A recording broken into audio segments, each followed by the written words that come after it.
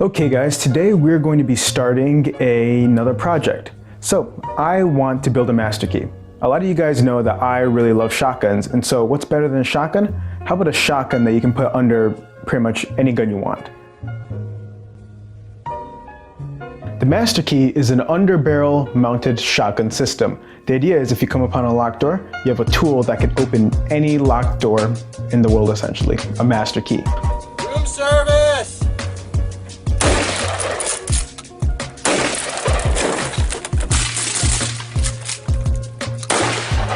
While I would say the system was popularized by Call of Duty games, there are multiple different underbarrel shotgun mounted systems that exist in real life, including Remington 870 style or just, pump action shotgun style systems, which I would consider to be Masterkeys. So first, when thinking about Masterkeys, it's a pretty simple project, honestly. You just put a shotgun underneath a rifle, right? In Airsoft though, it's a little more complex because there are plenty of shotguns you can pick, but I want to do things right, so we need to go with the Trishot. This makes things more complicated because Trishot shotguns are bigger, larger, thicker than your normal shotgun. If I wanted to, I could just get a normal single shot $20 Springer, put it underneath the gun and call it a day, but I want to do a Trishot. So this gives me lots of choices for types of shotguns I can mount. But really there are only two. Because we're building a Masterkey, it's an underbarrel attachment. I want it to be as small as possible because it's already going to be pretty bulky. So when it comes to Trishot shotguns, all Trishots have the same internals, but there are only two that I really wanted to look at because the STF-12 and also the models of the Benelli M4 have pumps which are closer to your body. So when you pull them back, the pump actually covers the shell catch. So that makes it smaller in general. So I went out and I bought a shotgun. This is a spring-powered Trishot version of a certain Benelli M4 type of thing. As you notice, it is very long. However, the pump is more recessed than on like the 870 models or the other models of shotgun. So what are we going to do? I'm going to remove the sights, cut down the barrel, remove the pistol grip, and then simply attach it to the gun using weaver to weaver rails or Picatinny to Picatinny rails, which you can find on eVic. It shouldn't be too big of a project. The hardest part's going to be cutting this down, but yeah, that's what we're going to do.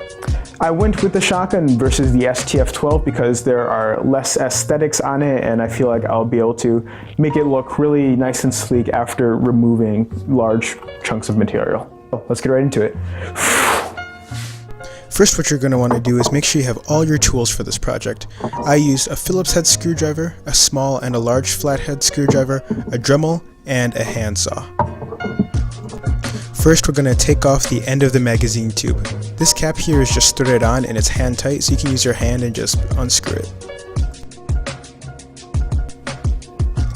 After that's off, there are 4 screws on the pistol grip we need to remove. There are 3 small ones, and then there's a large one that connects the sling point. You don't need to worry about the big one on the back.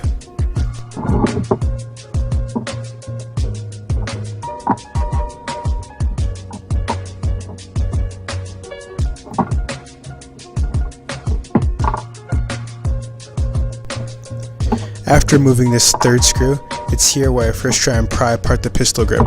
That's when I realized it's necessary to remove the 4th screw. That's a big one that goes all the way through before you can separate it completely. Just take a small screwdriver, stick it in between the pieces, and it should come apart.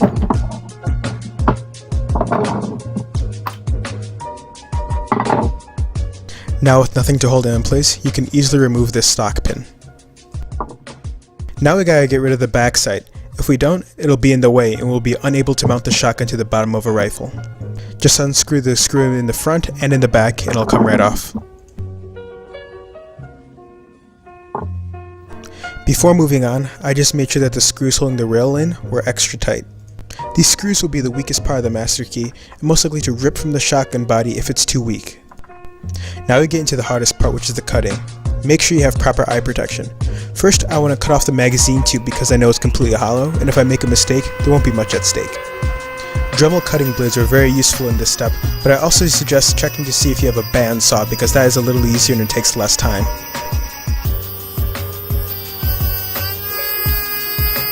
After a certain point, I could move to the saw. while the handsaw definitely takes much more physical force and leaves straighter cuts in the end.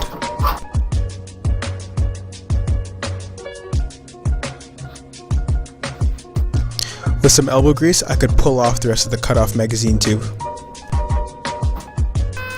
Now it's time to repeat the process with the actual barrel.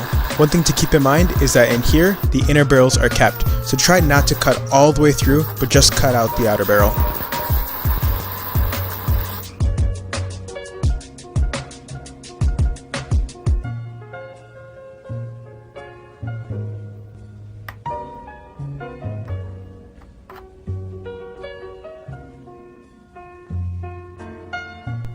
It was at this point I realized that if I wanted to replace the end cap for the magazine tube, that the part I cut off was not enough and I'd have to cut down the rest.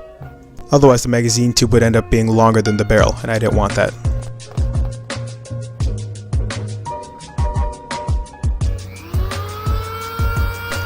After cutting off the rest of the magazine tube with the bandsaw, I decided it's time to cut the inner barrels. With this, there is no good strategy, you just have to go for it. The barrels are going to rattle around and move, you just kind of gotta force them in.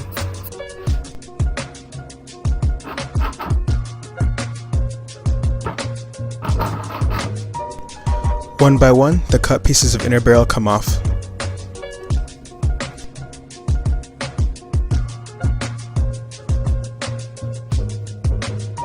Lastly, I used a grinding piece to grind down the ends of the barrels and all the other parts. Then I used a cone-shaped piece to try and re-crown the barrels.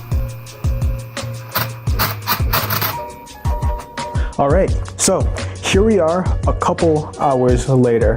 I have potentially the shortest possible tri-shot imaginable in my hands.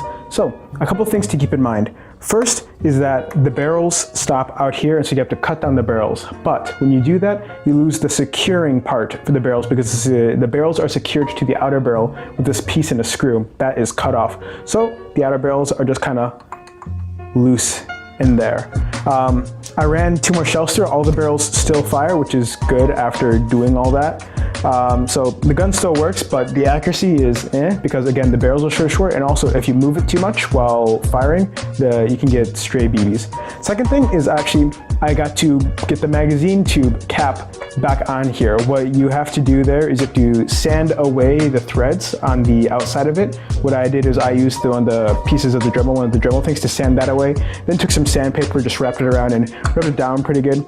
Got it in place and then hammered it down with a rubber mallet. So now it looks like an actual functioning shotgun instead of just having a thing there. Last thing to consider is when you're mounting these 2 guns, you need to have a decently long gun. There's nothing stopping me from mounting it to like my G36 on the wall or something, but if I don't want the gun to be like so overly bulky and the shotgun to actually stick out too far past the barrel of the original gun, you need to use a long gun. Fortunately, I've got 3 guns here that are candidates. I've got the SCAR, I've got the combat machine, and then of course I have my APS. So let's mount this up. Right now it's night, so we'll wait till tomorrow, but then we'll do some shooting with it. Alright guys, it's the next day. It's kind of cold out if you can't tell, but we have the Masterkey attached to my APS. And it looks pretty good in my opinion. What you want to do is you want to get the gun as close to the mag well as possible. On weapons that have magazines that drop out straight, this is perfect. On weapons such as like AKs and G36s, where the mag comes out at a curve, the gun's going to need to be more forward. So, anyway, it looks good, but does it function? Well, how to use a Masterkey, in my opinion, there's 2 good ways to use it. The first is one-handed operation, which in my opinion makes the most sense in general. What I mean by one-handed is the hand that pumps the gun also comes back and fires it. Simple, right? Use this when, in general, you want to have a backup shot. This is how you'd use the Masterkey if it was being used as a breaching tool. You only need 1 or 2 shots, and you always have your backhand on your main weapon's firing system. So, obviously, it's slow.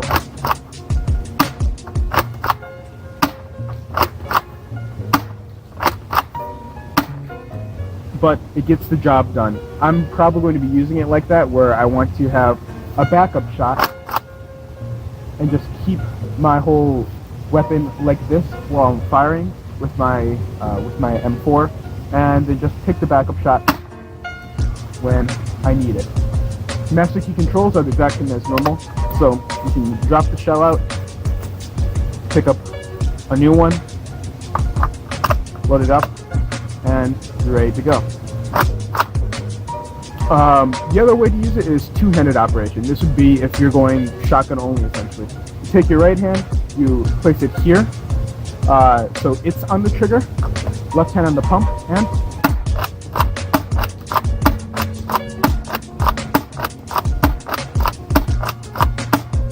you shoot much faster. As you can see, in my opinion, this is very well secured on here. In fact, while it's on like this, it's much easier to pump when it was a standalone model, because when you attach it to the rifle, essentially the stock and the engineering of the rifle become the engineering of the shotgun. So when I pump like this, I can push forward on the pistol grip to give it a little extra force, and it becomes quite easy. Other than that, I think this project turned out very well. Quite cheap, doesn't take much time. This is a day project, essentially, if you have a free day. So, if you like builds like this, check out my channel for more things. If you want to see gameplay with the shotgun, consider subscribing. Leave likes, leave comments, leave concerns. I'm sure there'll be plenty. And as always, I'll see you in the next one.